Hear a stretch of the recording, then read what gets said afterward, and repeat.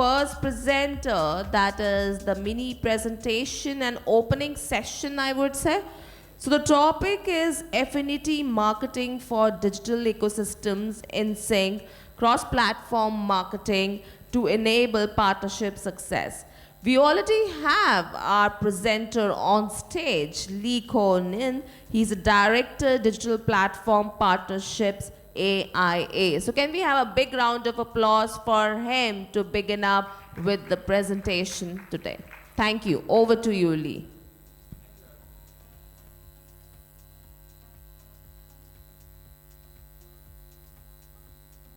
Hello, testing. Okay.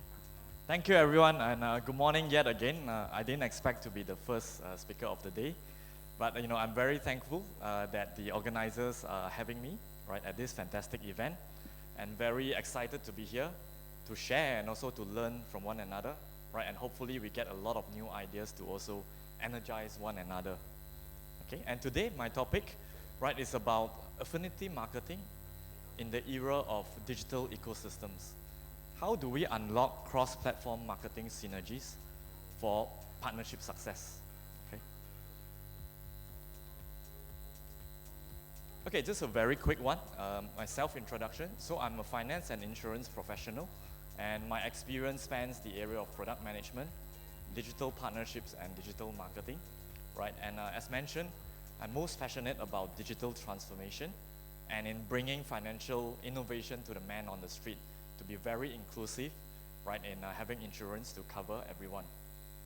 Okay, yes, and now I'm currently with AIA, leading the digital platform partnerships.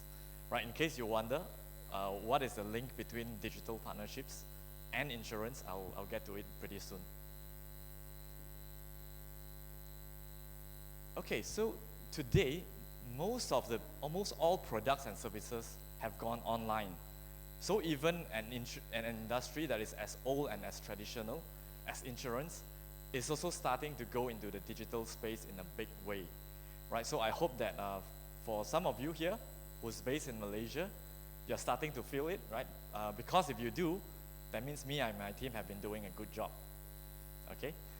And the reason is quite straightforward, right? Simply because our consumers in Asia are now pretty much digital natives. More than 55%, in the Asian population, they are digital natives.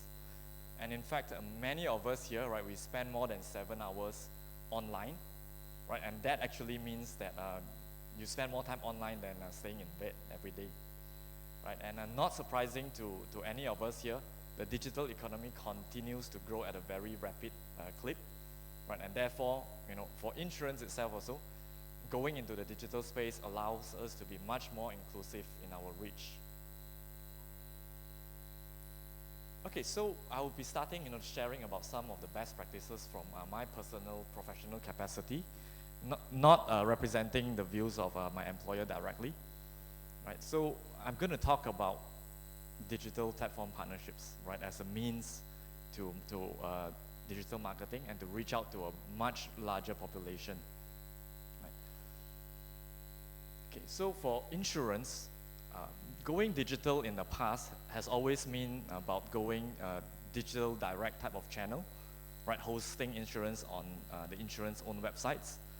But that has its limitations in terms of how much you can scale, right? And a new way emerges, and that is about how do we embed insurance into the daily lives of the consumers in Asia, right? And one way to realize this is to have very close partnerships with the digital platforms, which today have a massive reach into the Asian consumers and perhaps even on a global stage, right?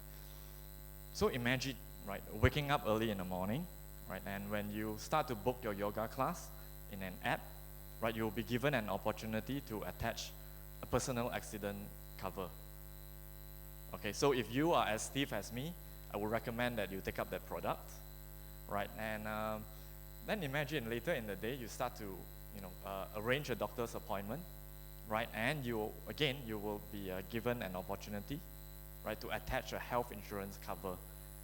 I think the beauty of it is that by doing it this way, right, the consumers are able to think about a health insurance when their mind space is about thinking about how to keep themselves healthy, right? And that really maximizes the consideration for the product, right? In a way that perhaps, right, also enhances the proposition that our partner is trying to give to the consumers, right? So it's not just about healthcare services, but it's also about providing another layer of protection to their customers. Right, then moving on, right, closer to lunchtime, right, as you consume your mobile data, right, your telcos could also be providing insurance coverage, right, in a way that is very contextual, because through your data consumption, the telcos would know whether you are now in Malaysia or you are traveling. And of course, if you are traveling, right, then the type of coverage that you can get could be customized to a higher level, and you would also be triggered to pay the right amount of premiums. So that's the beauty of it. And nowadays, if you buy products through e-commerce platforms, right, you would also get your item protected through insurance, right? And as you spend through your e-wallet, right, for dinner, for purchases, right, you could also get protection, right, from scams or unauthorized transactions, which is really a scare nowadays, right? And lastly, towards the end of the day, right, as you are paying your phone bills, in the comfort of your home, right, you would also be able to pick up an insurance, right, that covers, right, your bill. And if something happens to you, what that means is that at least for the coming months, so for example, if you are being laid off, right, in such a volatile economy, at least the insurance cover will allow you to continue to use your mobile services for the coming months. Right, so these are the different ways that insurance have started to get much closer to the everyday lives of consumers. Right? And again, the way to do this is through very close partnership with the digital platforms. All right, so other than looking for partners that have very synergistic propositions, the other important thing is to look for very committed and have a very strategic form of partnership.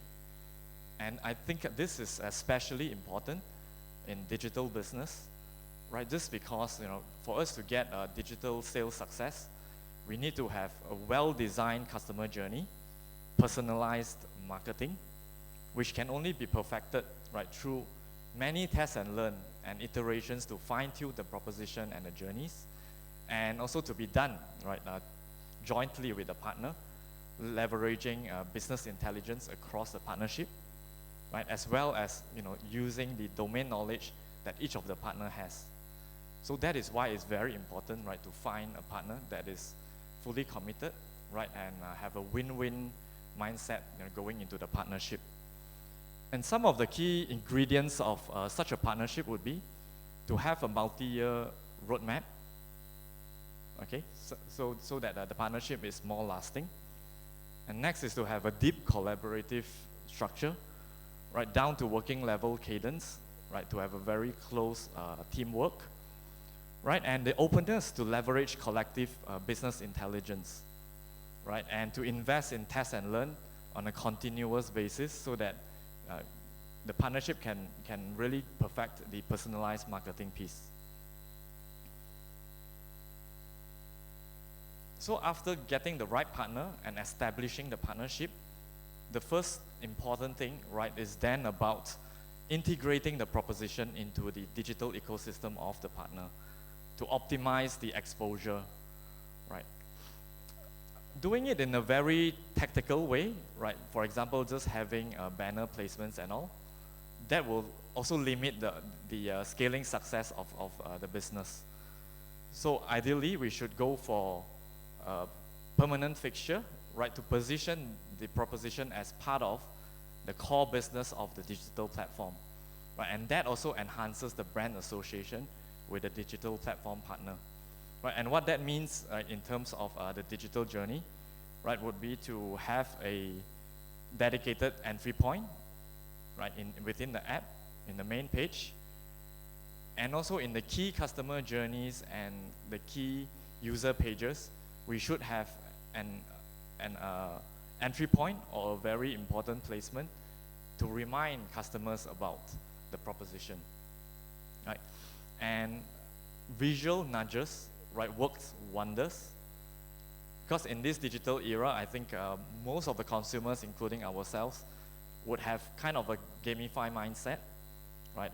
Consumers like to be, assigned tasks, right? And you like to complete tasks, right? And if you are a fan of mobile gaming, you would also like to turn, an amber status or red status, right, on your avatar into a green status.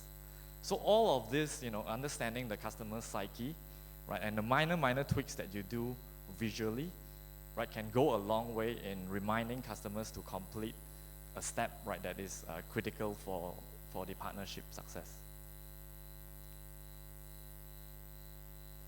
Okay, next is about personalization. So the key success ingredient for doing personalized marketing well is to know your customers very, very well, right? And the power of a partnership is that, you can harness the data insights from both sides of the coin, right? So for my business context, the insurer would already have a lot of insights about the demographics of the customers, right? And by partnering the digital platform, we can unlock a lot more enriched insights. And that will be the type of transactions that is an indicator of the areas of interest of the consumer, right? And what type of interactions that the consumer has within the app, at what type of frequency and at what time of the day, right? And all this, serves to inform the partnership about who the customers are. So, and that would allow us to have an enriched segmentation view. And for marketers, this is a very good foundation, right, for us to provide the right type of proposition to the right person and at the right time, right? And just to go into a little bit more details, data analytics is going to be a core capability here, right? Because some of those data, we can use it very productively. So for example, having the data feedback loop on the type of interactions that the user has had within the app, right? That would tell us about the customer's readiness to purchase, right? And those data, we can use them to build up a lead scoring model, right? Just so that you know which are the customers who are more ready and you want to prioritize for your next engagement, right? And through the types of interest that the customer has, we can also build a data model for propensity of certain particular products, so that when you provide the particular offer to the customer, it is relevant, right? And it hits the customers well, and it resonates with them, right? So, and I would like to highlight that this is really very advantageous for a digital business, right? Because if you imagine, for a digital app, each marketing slot, each placement, they are so valuable, right? And a lot of digital partners out there, they would have a lot of different business lines and a lot of partners. So what's important, right, is that you want to maximize the output of your marketing slots. And that really means at a certain point in time, who you should prioritize reaching out to, right? At what type of offer, what type of message, and at what time of the day. So that is really hugely advantageous. Yeah, but before we get very excited here, now we are also in an era of data privacy protection. So certainly, right, if to unlock the value of data, you need to be very mindful, right, about how you handle data across the platforms, and as well as employ some of the privacy enhancement techniques, right, to do this well. And I think that's probably for a side chat over coffee. Yeah.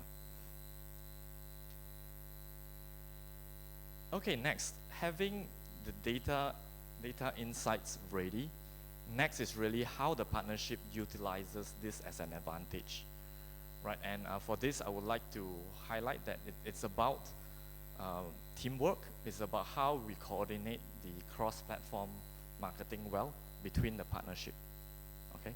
And some of the key elements here would include, number one, maximizing the channels and digital assets of both the partners. Okay, number two, right, have a very close coordination in terms of what is the customer engagement flow, right, across the platforms, right? And number three, right, how to take in the data feedback loop right, from all the interactions that happen across the different sides of the platform, and have that inform what is the next best step to engage the customer. Right, so all these three are very, very critical, and I would illustrate how it works in an actual partnership. Okay, so imagine right now we are partnering an e-wallet platform, right, and the first step, right, the e-wallet platform will be utilizing the in-app assets, which is very valuable, such as the pop-ups, the push notes and all, right, to acquire new customers into the partnership ecosystem. Right, and once the customers get through the door, the insurer will be the one who will be much more proactive in raising the awareness of the consumers or the users, right, about the next potential need of a product, right?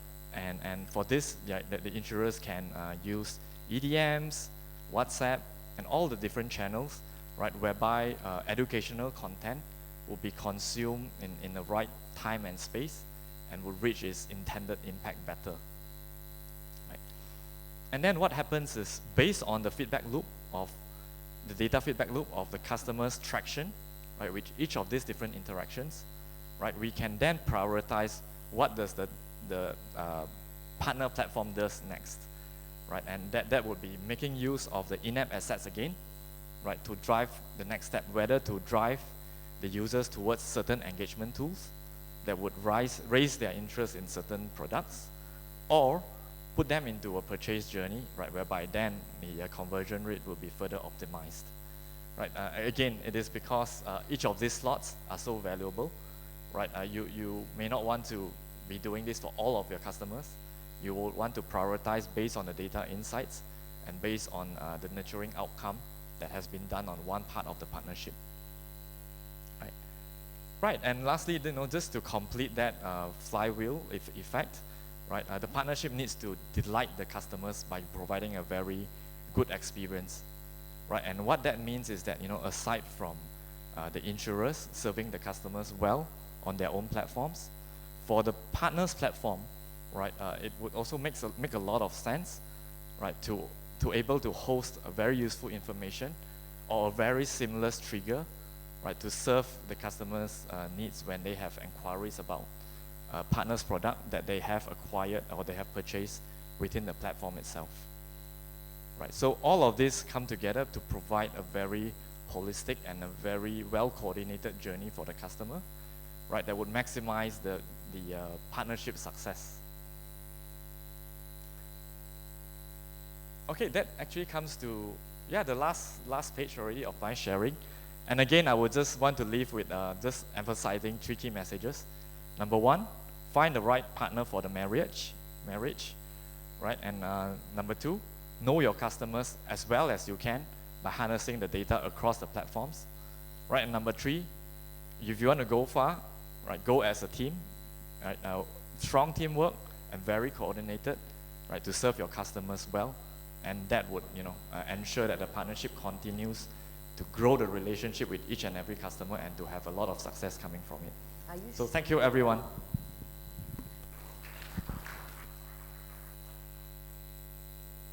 So Lian, you can be on the stage, and any questions from him? It has been a very interesting topic in the big wing. So any questions if you have? So floor is open for questions. All right. Esther. Thank you, Lee. That was fantastic. One of the problems we face in terms of South Africa is a very slow understanding and adoption of certain platforms. So what would your advice be in terms of how do you select a partner so that your marriage doesn't turn into divorce? That's a good one. So I think first and foremost, right, you should have a very clear view of which type of customers, what segment of customers you would like to serve, right, and look for the partners that have access, right, into the customer base that you want. And what's also very, very important is that that particular partner's own proposition would have a good affinity to your product and your service. right? Because that will be the way that would, when customers experience the engagement, they will feel that it is very relevant, right? And it resonates well and doesn't feel out of place. Okay, and like I mentioned, then it's really establishing the win-win understanding with the partner, right? If it's if that win-win is not deep enough, right, the partner's commitment will be difficult to be sustained, right? It is best that the partner sees the value in a longer-term perspective, right, and perhaps also in different dimension, right? So some of the partners that we face, right, some of them would think that by availing insurance in our platform is a new revenue stream, but there's just one way to unlock value. The other way to unlock value is to look at how that particular partner's service and product can be integrated with the platform's proposition to provide an even better proposition for the end consumers, right? And if you do it that way, then the partnership will not just be too focused on the short-term gains, right, and look at it more holistically and have a more long-term view.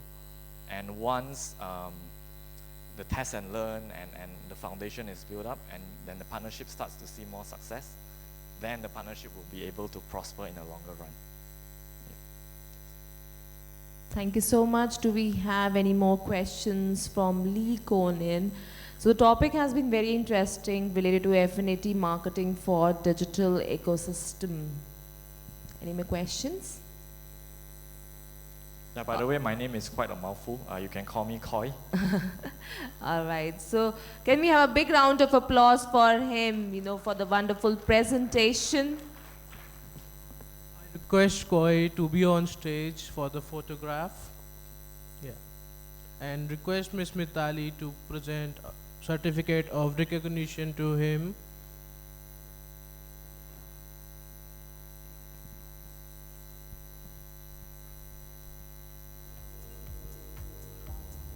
Come on guys, huge round of for Koi.